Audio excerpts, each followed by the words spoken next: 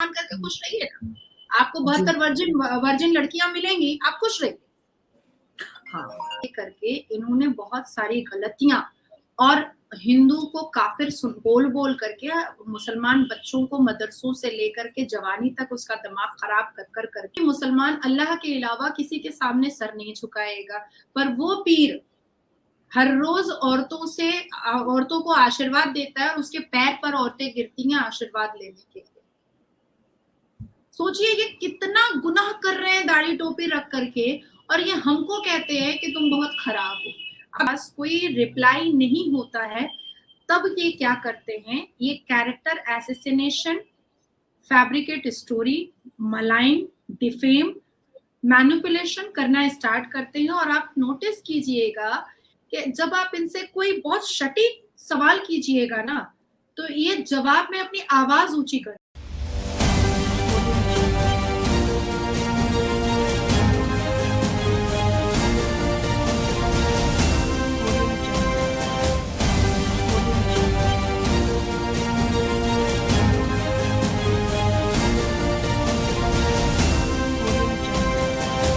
नमस्कार दोस्तों, मैं हूं आपके साथ अंबर सैदी और मेरे साथ मौजूद हैं नाजिया लाय खान। और नमस्कार, आपका बहुत स्वागत है Nazia. Thank you so much. आपके तमाम नाजिया, आज मैं व्यूअर्स को आपसे एक बहुत ही खास मौजू पे बात करने वाली हूँ।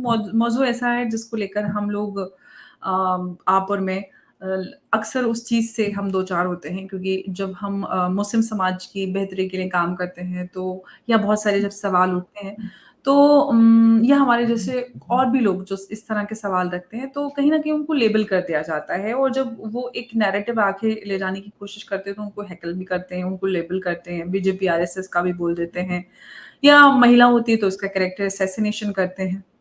इनफैक्ट अभी जो कल परसों डिबेट में हुआ, जो कि जिसकी क्लिप भी वायरल हो रही है, तो जो इस तरह का सवाल रखे जाते हैं या टॉपिक जो होता है उससे अलग हटकर out of context, out of the way जाके किसी के ऊपर गाली-गलौज करना, क्यों मुद्दे पे रहकर जेन्युइन जवाब नहीं मिल पाता? क्यों जब रेडिकलाइज़ेशन की बात होती है, जेन्युइन सवाल उठते हैं, तो उनके जवाब क्यों नहीं मिलते? जबकि इस्लाम तो ये कहता है कि आप अपनी अक्ल का इस्तेमाल करें, जो अक्ल आपकी तस्लीम करती है, उसको आप मानें। और अल्लाह और बंदे के बीच में तो कोई तीसरा है ही नहीं, तो ये लोग कौन हैं? देखिए, कुरान भी कहता है कि जिस जमीन पर रहते हो उसकी सरहद से बेइंतहा मोहब्बत करो। ये तो कुरान कहता है। तो हम हिंदुस्तान में रहते हैं तो हम हिंदुस्तान से क्यों ना मोहब्बत करें। देखिए, ये एक सदियों से रीति चली आ रही है अंबर, कि मुस्लिम लड़कियों को जानबूझ करके पढ़ने नहीं दिया जाता था, जानबूझ करके उनको घर में बिठाकर रखा जाता था। आज जितने भी हमारे दोस्त में, अभी हमारी बातचीत भी हो रही थी कि जितने भी हमारे एक्वेंटेंस और सोशल में या फ्रेंड्स में जो नॉन मुस्लिम्स हैं, उनकी भी यही शिकायत है। आप कह रही थी कि वो लोग सही से जवाब नहीं देते हैं। अभी आप मुझे बताइए कि अजमेर में बलात्कार हुआ था 92 से लेकर के 1992 से लेकर के 2007 तक वो मैटर राजस्थान हाई कोर्ट में चला था और सुप्रीम कोर्ट तक गया। तो इसका क्या जवाब होगा इन चटिंगबाज दाढ़ी टोपी वालों के पास? इनका तो कोई जवाब ही नहीं होगा। 4 वो तो कहते हैं शादियों कि आप दरगाह को बदनाम कर रहे हैं, अजमेर को। नहीं, ये तो हुआ था। ये तो मैटर सुप्रीम कोर्ट में तो ऐसे तो नहीं इसका गया। इसका इसका भी जवाब है, जवाब हर चीज़ का है। तो जब इन दाढ़ी टोपी वालों के पास कोई रिप्लाई नहीं होता है, तब ये क्या करते हैं, ये character assassination, fabricate story, malign, defame, manipulation करना स्टार्ट करते हैं। और आप नोटिस कीजिएगा कि जब आप इनसे कोई बहुत सटीक सवाल कीजिएगा ना, तो ये जवाब में अपनी आवाज ऊंची कर देते हैं। दूसरी एक चीज और भी बहुत नोट करने वाली बात है कि हमारे हिंदुस्तान में मुसलमान लड़के अभी वोकल वॉइस में नहीं है, मुसलमान लड़कियां वोकल वॉइस में है। ऐसा कोई भी मुसलमान लड़का नहीं है जो खड़ा होकर के किसी डिबेट में या किसी भी जगह पर खड़ा होकर के बोलता है कि क्यों कोई भी फतवा या कोई भी मुल्ला मौलवी का खुतबा किसी मुसलमान बलात्कारी के अगेंस्ट में क्यों नहीं होता है। या 4 शादियों को बंद करने के लिए क्यों नहीं होता है? क्यों हिंदुओं से शादी ना करने की बात क्यों नहीं समझाता? ये वो नहीं बोलते हैं। लेकिन लड़कियों को हिजाब पहनाना है, लड़कियों को अपने खाविंद को मिजाजी खुदा समझना है, ये सारी चीज़ों की तंबियाँ हम लोगों को मिलती हैं और जब हम इस पर क्वेश्चन अराइज़ करते हैं, तब इनको बुरा लगता है और तब फिर ये हम लोगों का कैरेक्टर असैसिनेट करते हैं। क्यों करते हैं? क्योंकि ये इतिहास गवाह है। हमारे कुरान में बीबी मरियम अलैहिस्सलाम को जब इन लोगों ने नहीं छोड़ा, हज़रत खदीजा रज़ी अल्लाह ताला अन्हा को इन लोगों ने नहीं छोड़ा, हज़रत आयशा को इन लोगों ने नहीं छोड़ा, हम कौन-सी गली में आते? हम किसी गली में फिर इनकी नज़र में आते ही नहीं है। ये तो कुरान और इतिहास गवाह है कि ये मुसलमान मर्दों ने कभी भी औरतों को इज़्ज़त दी ही नहीं है। इनके हिसाब से इनका जो फैब्रिकेट, इनका जो झुट्टा-लुच्चा हदीस बना हुआ है, उस हदीस के हिसाब से तो मुसलमान औरतें कभी मुकम्मल पाक भी नहीं होती हैं। क्यों नहीं होती हैं? क्योंकि हमको पीरियड्स होता है, तो ये पीरियड्स तो थोड़ी हमने तोहफे में ले लिया है, या हमने नॉक थोड़ी किया था कि हेलो हेलो हमको पीरियड्स दे दीजिए। हमने तो किया नहीं था, ये तो कुदरत ही है, ये तो कुदरत ने दिया है हमको, हम इसमें क्या कर सकते हैं? लेकिन ये कहते हैं कि भाई औरतों पर ना काफी शरायत है। मेरे साथ ये डिबेट में हो चुका है, औरतों पे ना काफी शरायत है, उनको नहाना पड़ता है, उनको वजू करना पड़ता है, उनको पाक होना पड़ता है, उनको सर ढकना पड़ता है। मैंने कहा सेम शरायत मर्दों पे, उनको भी नहाना पड़ेगा, उनको भी पाक होना पड़ेगा, उनको भी सर ढकना पड़ेगा। और कुरान कहता है जेंडर इक्वालिटी के बारे में, तो आप आए कहां से जेंडर इनइक्वालिटी के बारे में? फटाक करके उसने कहा ये तो आरएसएस की दलाल है। मैंने कहा क्यों, आपने बिस्तर पर देखा था क्या? आपने देखा था अपनी नजरों से? तो चुप हो गया। ये पाखंडी, ये जाहिल जपट जो कभी जिंदगी में मदरसे से बाहर नहीं निकला है, ये हम जैसी पढ़ी लिखी लड़कियों को सिखाएगा। ये हम जैसी पढ़ी लिखी लड़कियां जो जिसने संविधान पढ़ा है, जिसने आर्टिकल्स पढ़े हैं, जिसने कुरान को सही से पढ़ा है, वो उसको बताएगा कि क्या होता है कुरान और क्या होता है हदीस। आज ही मुझे 2-4 मौलानाओं ने मैंने 72 हूर के बारे में डिबेट पे मैं बैठी थी, तो मुझे 2-4 मौलानाओं ने लिखा है कि कुरान को मुकम्मल किया है हदीस ने। अब आप मुझे ये बात बताइए कि सऊदी अरबिया में बैठा हुआ क्राउन प्रिंस और कुरान के 30 पारे में जो अल्लाह कह रहा है, मतलब हम वो नहीं माने। रमजान के लैलतुल कद्र में जो 30 पारा नाजिल हुआ है, हम वो नहीं मानेंगे। और ये चिटिंगबाज दाढ़ी टोपी वाला लोग जो बोलता है, हमको उसको मानना पड़ेगा। ये तो पॉसिबल नहीं है। तो जब ये हम लोगों पर हावी नहीं हो पाते हैं, तब ये इस तरीके की बातों को करके, लड़ाई झगड़ा करके ये मोल्ड करने की कोशिश करते हैं। इनफैक्ट क्राउन प्रिंस मोहम्मद बिन सलमान को भी कहते हैं कि वो तो यहूदियों के एजेंट है। तो वो भी बच्चे नहीं है। सोच लो। देखिए कुरान गवाह है इस चीज के लिए, इससे तो जो भी डिनाई करेगा उसको 2 तमाचा खींच के मार देना चाहिए, जो भी मौलवी मुल्ला डिनाई करेगा। कुरान कहता है, कुरान में कहीं नहीं लिखा हुआ है कि प्रॉफिट मोहम्मद ने अपने नाम के आगे हाजी लगाया है, कहीं नहीं लिखा हुआ। पूरे हिंदुस्तान में और महज पाकिस्तान में देखिएगा, जो भी लुच्चा झुट्टा हज करके आता है, मारा हुआ सूद का पैसा से, इधर उधर का पैसा से, सबसे पहले हाजी बरकतुल्लाह, हाजी ये, हाजी वो। भैया प्रॉफिट मोहम्मद, उन्होंने अपने नाम के आगे हाजी नहीं लगाया। तू कौन सा मुसलमान है जो तू अपने नाम के आगे इतना बड़ा बड़ा हाजी टैग लगा के घूम रहा है? तो आप यहाँ से इनके थॉट प्रोसेस को समझिए कि ये कुरान नहीं मानना चाहते हैं, क्योंकि कुरान में किसी भी तरीके की बदतमीजियां सिखाई नहीं गई हैं। ये जो 72 हूर को लेकर के जो अभी इतना तबसरा चल रहा है, इतनी जंग का अखाड़ा खुला हुआ है, इसलिए तो कुरान में जिक्र ही नहीं है, ये तो हदीस में जिक्र है। और हदीस में कहा है कि आप उन 72 वर्जिन हूरों को इटर्नल और फिजिकल सेटिस्फैक्शन के लिए यूज करिएगा। मैं बार बार कह रही हूं कि जन्नत है या कोठा है क्या? और बड़ा तेजी है इन लोगों को भैया। कुछ कुछ मौलाना तो यहाँ तक कह देते कि ऊपर भी बच्चा होगा लेकिन लेबर पेन नहीं होगा। आपको अगर चाहिए होगा अंबर तो मैं वो आपको वीडियो क्लिप भेज दूंगी, आप सुनिए। उसने कहा है कि उन 72 हूरों से, मैं खुदा की कसम आपको, मैं वीडियो क्लिप भेज दूंगी आपको, आप उसको देखिएगा। वो 72 हूरों जी। से बच्चा होगा लेकिन किसी ऑपरेशन का, किसी इन सब स्लाइन का, ब्लड का, इन सब चीजों का जरूरत नहीं होगा। मतलब मुसलमान नीचे धरती तो गंदा कर ही रहा है, बच्चे पैदा कर करके पढ़ाए, नहीं पढ़ाए, जाहिल बनाए, चपट बनाए, आतंकवादी बनाए, कुछ भी बना दे। इसने आसमान पे भी बच्चा पैदा करना है। इसने इतनी गर्मी है, इतनी ठंड है कि इसने आसमान पे भी बच्चा पैदा करना है। मतलब आसमान पे जन्नत को जा करके भी इसने एकदम पूरा कबाड़ खाना बना देना है, बच्चा पैदा कर करके।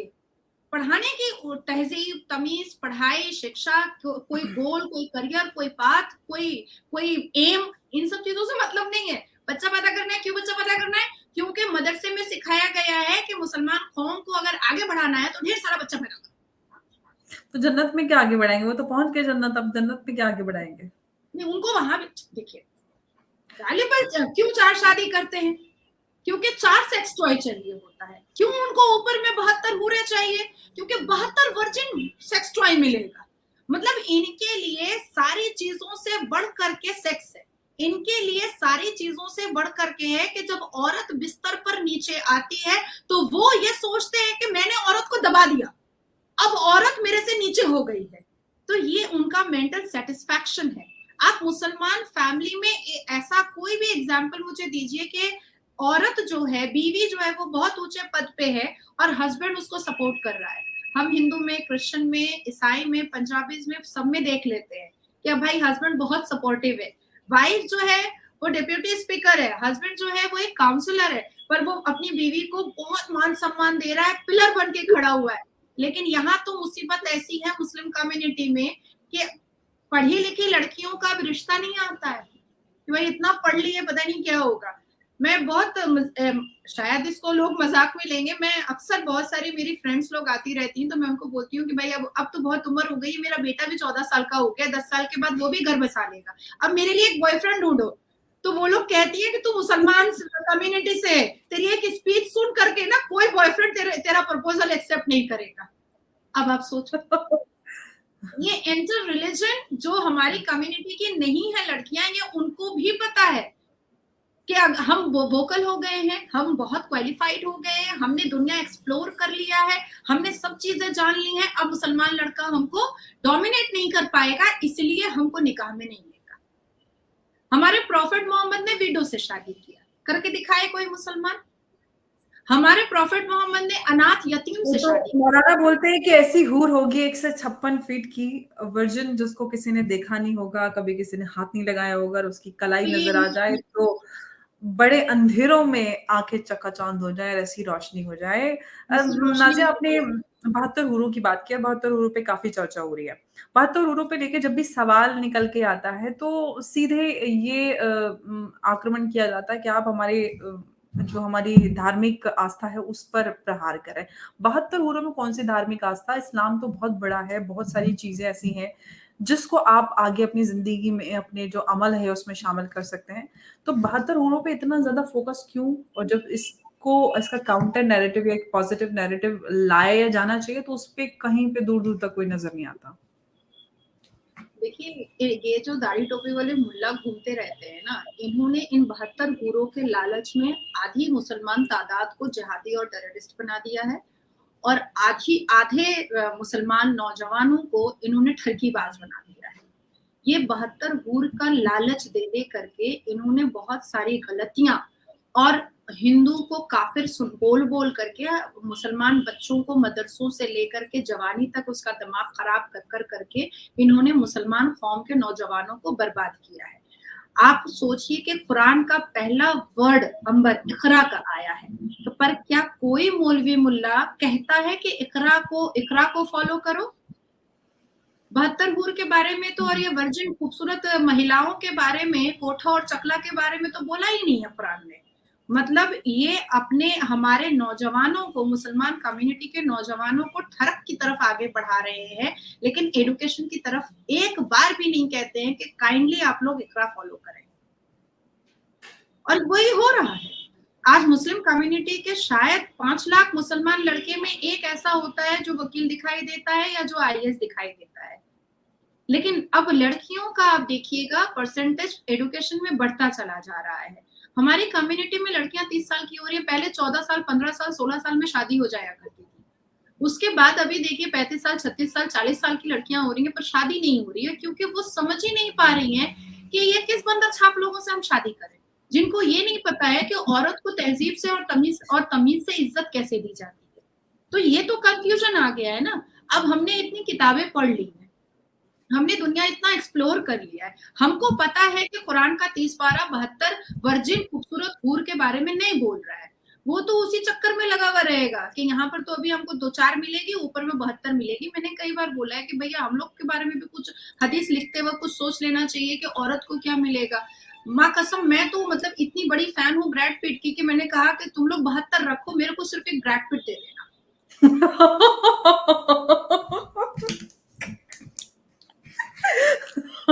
जन्नत में ब्रैड पिट चाहिए नाजिया जन्नत में को। मुझे ब्रैड पिट चाहिए। देखिए पार्शियलिटी, एक तो धरती पे मुसलमान लड़कियों के साथ, औरतों के साथ पार्शियलिटी हो ही रही है।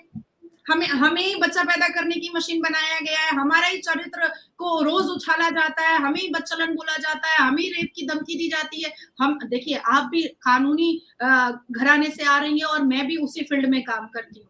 हम तो कभी केस नहीं लड़े कि फलाना लड़की ने एक मर्द को बहुत हैंडसम और बॉक्सर में देखा और उसका बलात्कार हो गया उस मर्द का, ये तो हमने नहीं सुना। या एक बॉक्सर में एकदम बहुत हैंडसम लड़का जा रहा था, 5 लड़की ने मिल करके उसका मोलेस्टेशन कर दिया, ये भी हमने नहीं सुना। हम तो रोज कोर्ट रूम में रहते हैं ना, हमारी तो आंख खुलती है कोर्ट रूम से, तो हमने तो नहीं सुना। लेकिन एक 5 महीने की बच्ची का बलात्कार हुआ, एक 6 महीने की बच्ची का बलात्कार हुआ, एक 42 साल की एजेड औरत का बलात्कार हुआ, पश्चिम बंगाल में 72 साल की एक एज मतलब नन का बलात्कार हुआ। तो हम तो ये सुनते हैं कि दादी नानी की उम्र की भी औरत का बलात्कार होता है और गोद की बच्ची का भी बलात्कार होता है। तो सारी पार्शियलिटी अगर हमको धरती पे मिल रही है और जन्नत पे फिर आपको वर्जिन 72 हूर भी मिल रही है खूबसूरत, तो भैया हमें तो ब्रैड पिट दे दो। अंबर आप टॉम क्रूज रखो और मुझे ब्रैड पिट के लिए आप सिफारिश लगाओ। आपको जब ब्रैड पिट मिल जाए तो मुझे बता देना। मैं ब्रैड पिट लगा दूंगी।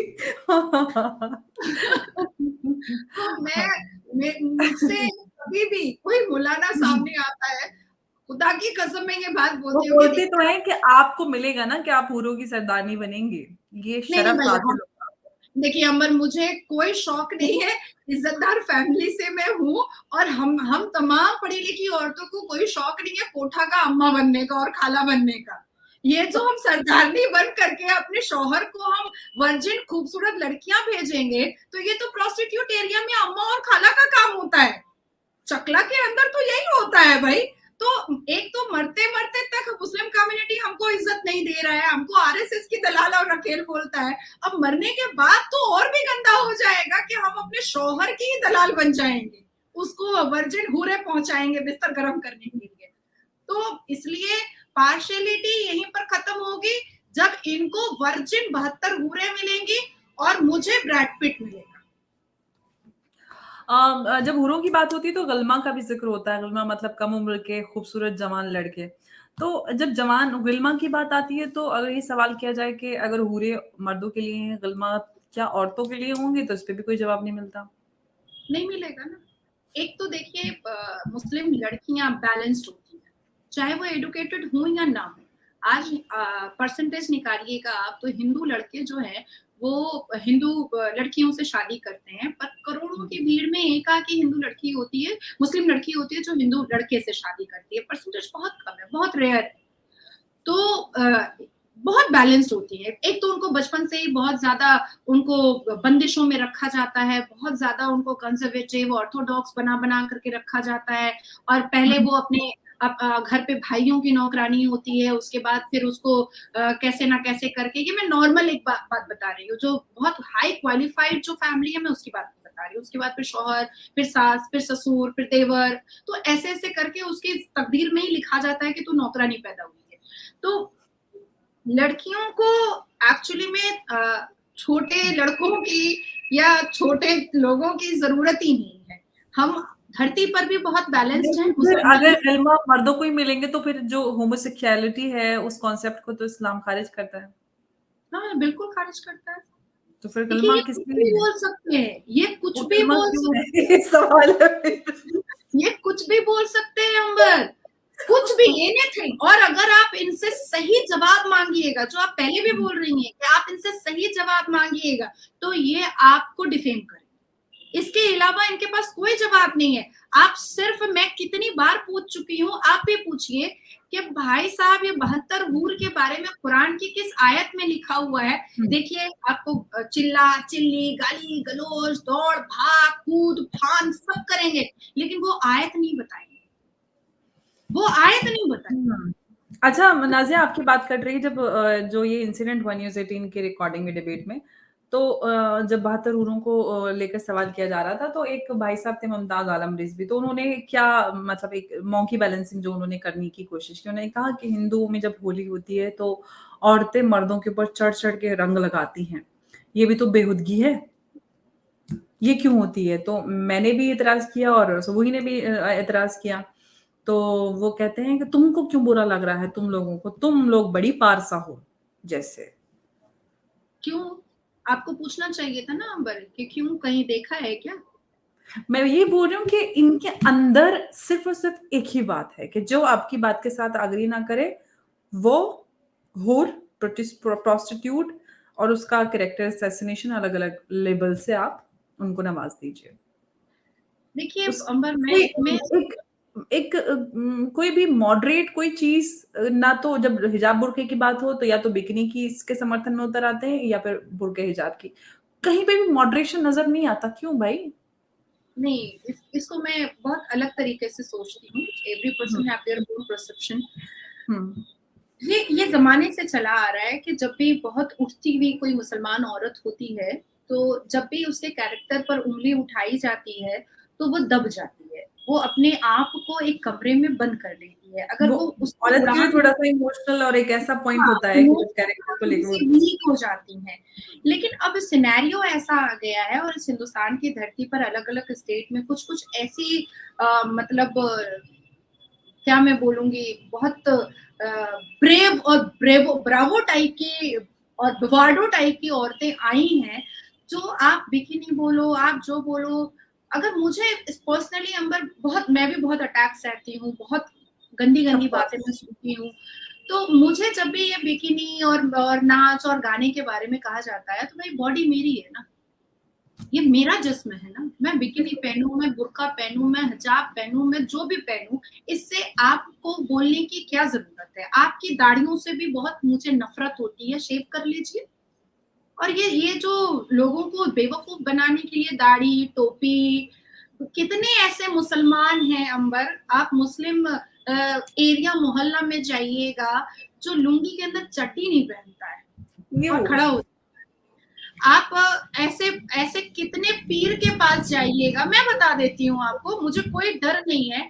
हमारे पश्चिम बंगाल में, वेस्ट बंगाल में एक फुरफुरा शरीफ है, जिसके हुँ, पीरज़ादा वहाँ पर बहुत सारे, एक जी। चाइनीज़ मौलाना टाइप करके है। वो व्हाइट लुंगी, हाँ, पूरा चाइनीज़ मौलाना टाइप से है। व्हाइट लुंगी और व्हाइट कलर का एक आधा कुर्ता पहनता है। बस मतलब नज़रें झुक जाती हैं, जब वो धूप में खड़ा होता है तो।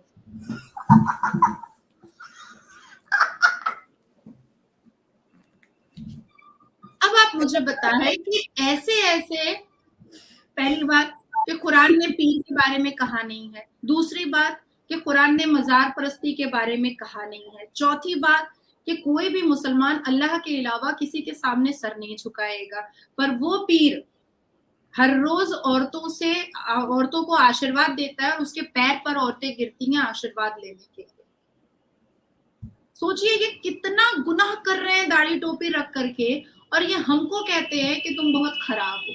अभी अभी ये 72 हूर को ही लेकर के एक मैंने पाकिस्तानी चैनल से डिबेट किया है, उसके कमेंट में लड़के ने लिखा है, अरे आप तो कैन लेकर के डांस करती हैं, आपको कॉफी कैसे पसंद आएगी? भाई तूने कैसे डिसाइड कर लिया कि जो जो अल्कोहल कंज्यूम करता है उसको कॉफी की जरूरत नहीं होती है? सही से अगर जाएगा तो अल्कोहल के बाद तो कॉफी ज्यादा जरूरी हो जाता है।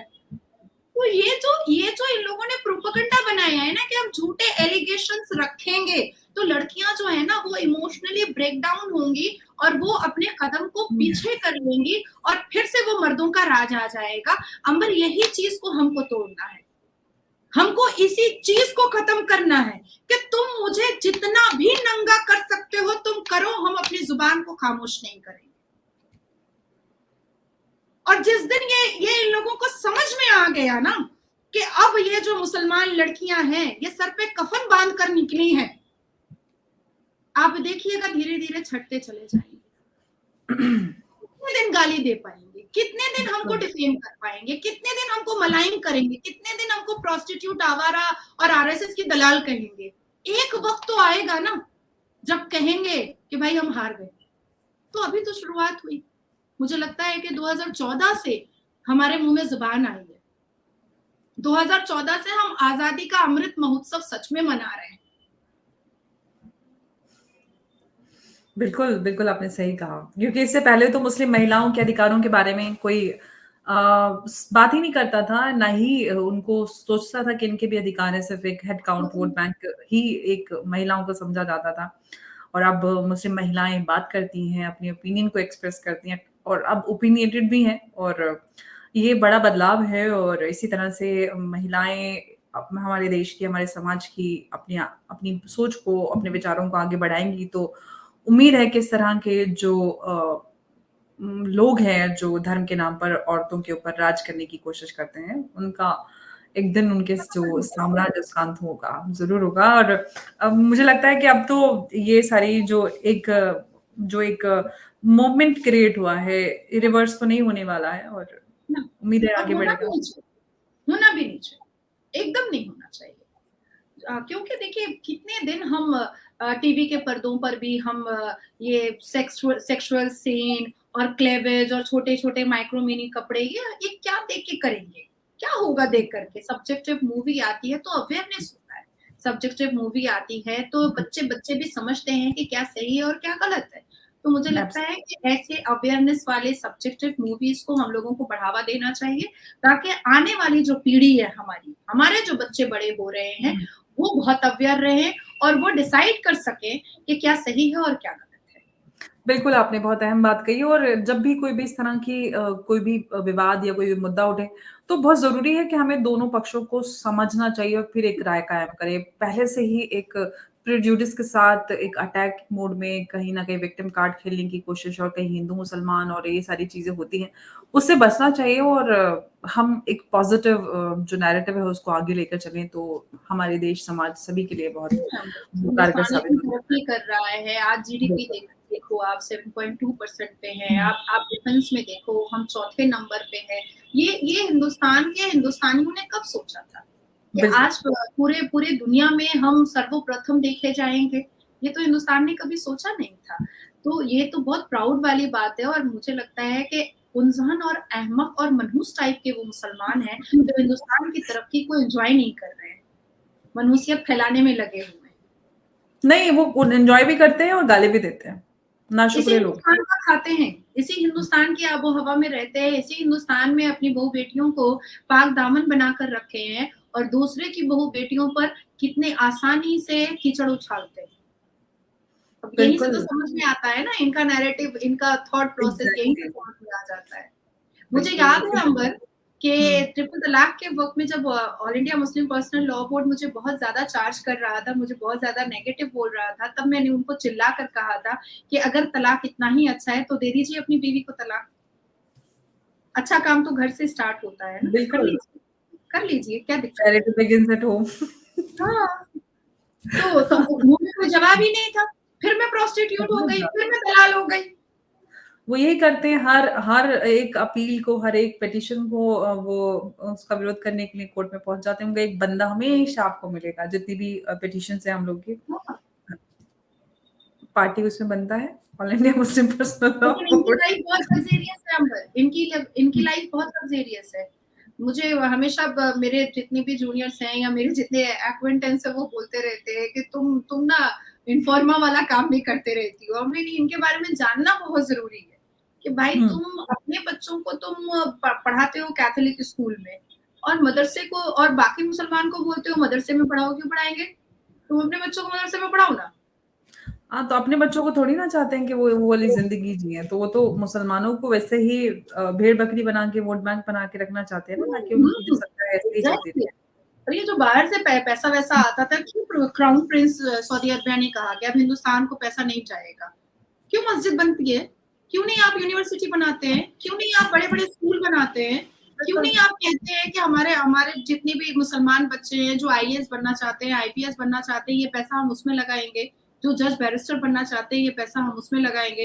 नहीं, मदरसा खोलेगा, नहीं मस्जिद बनाएगा। क्या हो गया? ये 10 करोड़ मस्जिद बनाने से क्या होगा?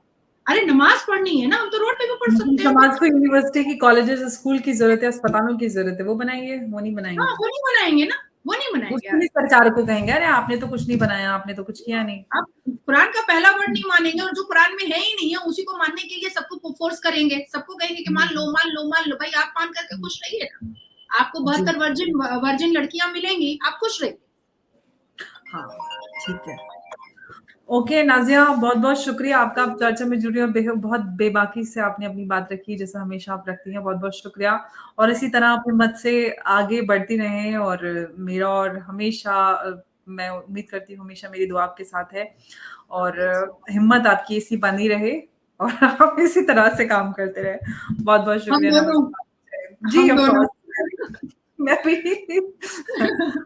उम्मीद हम है हम हिम्मत जैसे रहेगी। बच्चों को बहुत हिम्मत की ज़रूरत है। जी।